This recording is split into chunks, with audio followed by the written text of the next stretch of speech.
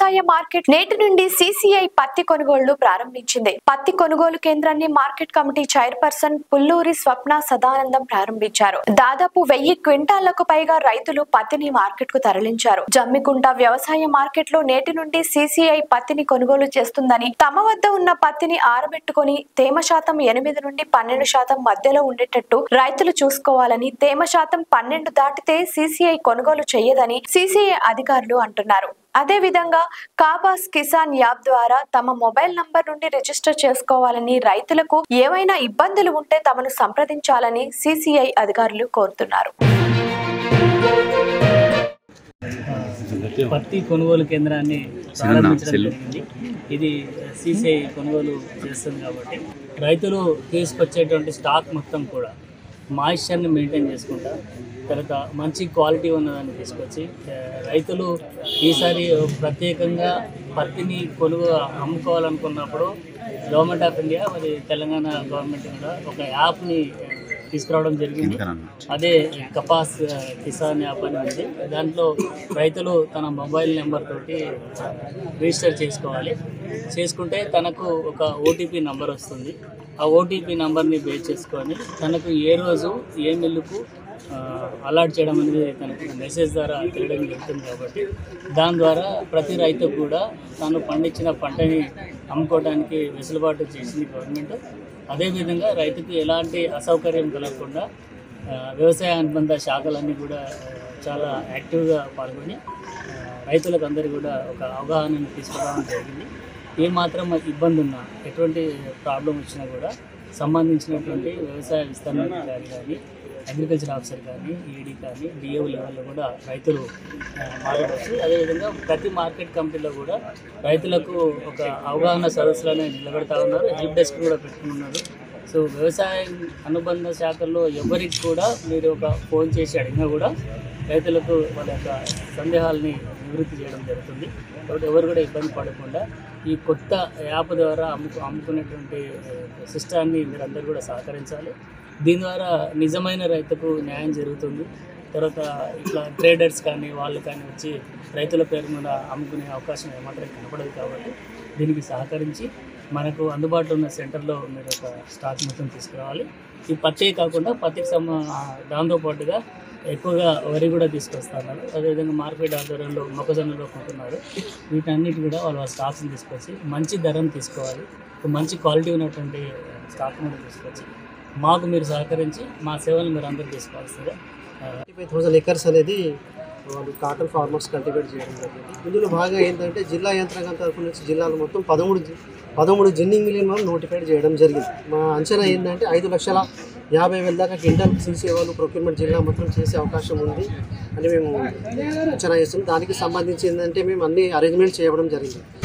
ఇంకా అదనంగా మా మార్కెట్ యార్డ్లలో కూడా మేము కూడా ఏంటంటే ప్రతి మార్కెట్ యార్డ్లో హెల్ప్ డెస్క్ అనేది పెట్టడం జరుగుతుంది. రైతులకు ఏమాత్రం ఇబ్బంది ఉన్నా కన్సర్న్ ఏఓస్ కానీ మా మార్కెటింగ్ శాఖ ఏ సెక్రటరీ కానీ మనకు స్లాట్ బుకింగ్ ఎలా చేయాలనేది మేము అన్ని రకాల మేము వాళ్ళకి సహకరిస్తాం. ఇప్పుడు రైతులు ఏంటంటే మనకు మద్దతు ధర రావాలంటే 8 నుంచి 12% వరకు వాళ్ళు ఖచ్చితంగా మాయిశ్చర్ తీసుకొని రావాలంటే ఇప్పుడు 8%కి ఏంటంటే 8,110, మరి 9%కి 8,028, మరి 10 అయితే 7,947, 11 అయితే మరి 78,667, 7 మరి 12 అయితే 7,785. ఇలా ప్రతి ఒక్కొక్క మాయిశ్చర్కి ఒక పర్సెంట్ పెరుగుతూ ఉంటే ఏంటంటే 1 kg రేట్ అనేది తగ్గుతూ ఉంటుంది. కాబట్టి రైతు సోదరులు మార్కెటింగ్ శాఖ అని మరి సిపిఓస్ని కాటన్ పర్చేసింగ్ ఆఫీసర్ని సహకరించి, ఎందుకంటే 12% దాటితే సిసిఐ వాళ్ళు కొనుగోలు చేయరు. తప్పనిసరి కాటన్ సెంటర్కి రావాలనేది మార్కెటింగ్ శాఖ నుంచి జిల్లా యంత్రాంగం తరఫు నుంచి చేస్తాం. జిల్లాలో ఏంటంటే మాకు మొత్తం ఇప్పుడు 5 సెంటర్లు మనం నోటిఫైడ్ చేయడం జరిగింది. ఇప్పుడు జమ్మికుంట A, B ఉంది, కరీంనగర్ ఉంది, మరి గోపాల్రావుపేట్, ఇంకా మనకు చొప్పదండి ఉంది. ఈ వారం లోపల మనం జిల్లాలో అన్ని సెంటర్లు ఓపెన్ చేయడం జరుగుతుంది సార్. కాబట్టి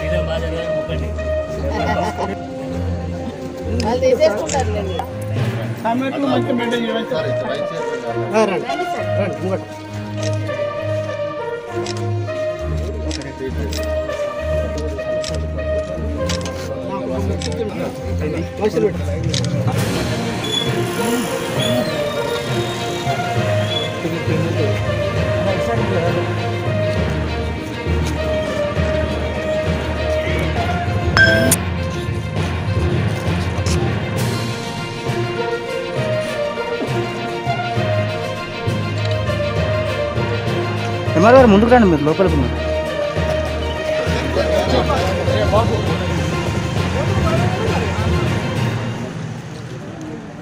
లైక్ చేయండి, షేర్ చేయండి, సబ్స్క్రైబ్ చేయండి. మరిన్ని వీడియోల కోసం బెల్ సింబల్ పై క్లిక్ చేయండి.